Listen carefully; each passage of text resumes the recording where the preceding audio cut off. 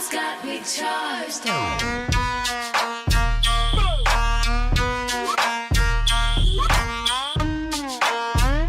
What is going on, guys? I cannot tell you how many of you have requested to see the trunk of the patrol car.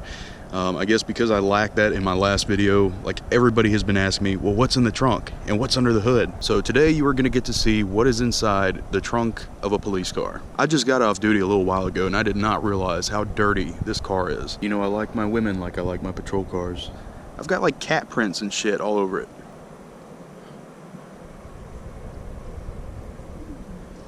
How many cops do you see drawing a dick on their own car?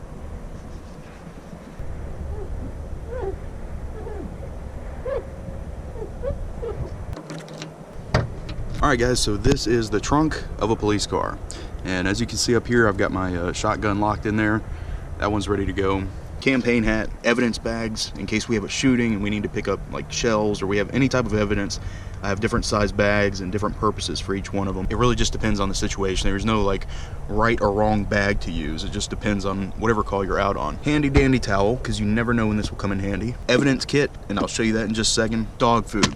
Dog food is something you will usually see in a veteran officer's car. And the reason why I say that, I cannot tell you how many times this has kept me from getting bit. Dogs love food, everybody knows that. And if you approach them with a handful of food, I guarantee you 9 times out of 10, they're gonna love you. So other officers watching this, instead of shooting dogs, give them food. Then of course gloves, got my black latex gloves here. Anytime someone's been shot or stabbed or they've been in a fight, anytime there's any kind of blood that's gonna be involved, always have gloves handy. Below the gloves is what every officer needs in his trunk, a code book. Comes in handy from time to time. On this side I have my reflective rain jacket, and below that my reflective traffic jacket.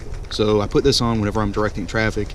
Of course you want to be seen. If you get hit at night and you don't have one of these, it's on you. It's in our department policy that you have to have this on if you're directing traffic. And then these are little booties that you can put on your feet. Like if you have a bloody crime scene or whatever, you just put these on over your shoes and they're disposable. You just toss them when you're done with them.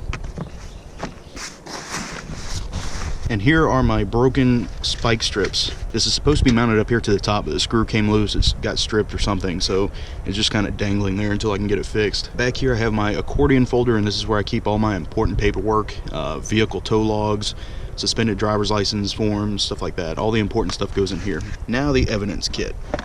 So the evidence kit has pretty much everything you need to process a basic crime scene. You have swabs in here in case you need to collect blood. You have bags, you have tape, and here's your fingerprint powder. This stuff gets everywhere. Comes off easy with soap and water, but it still goes everywhere. So once you dust for prints, you use this tape to pull them off of the surface that you got them on, and then you have to put them on these cards. You put them on the back side of the card, you fill out the front side, good to go. Some of these kits will also contain white powder, and a lot of people have asked me, what is this powder made of? And supposedly it's made from volcanic ash because it's super fine. It goes everywhere. It will go up your nose. You will sneeze when you're dusting for prints.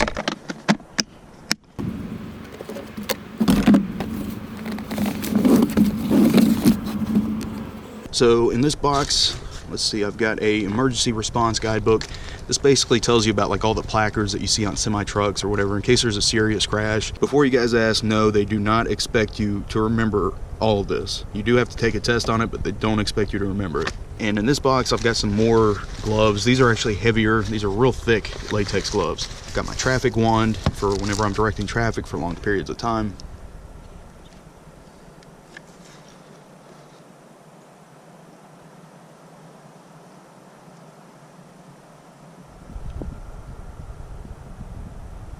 These are rain pants, and these go over your uniform so you don't get soaking wet when you're directing traffic in the rain.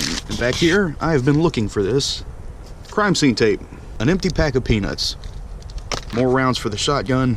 Another outdated code book. I know somebody's gonna ask about the Glock case. There's no Glock in here. I don't keep a spare Glock in my trunk. And then I've just got some like miscellaneous items. Like this is a taser holder. For a taser I don't even have. I need to give this back. More OC spray. And the rest of the stuff in here is just junk.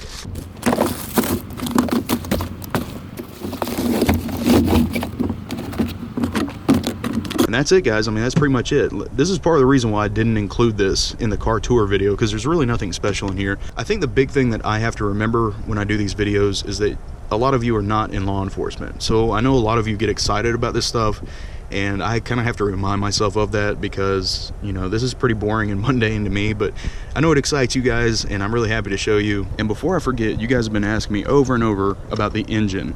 And like I said in my last video, I don't know a lot about cars, so I don't know what kind of engine it is, but that's what it looks like.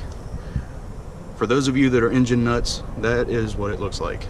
So you tell me what it is. So that's it. If you guys have any questions, just leave them in the comments and I'll try to get to them the best I can. I'll try to put out another video here in the next couple days.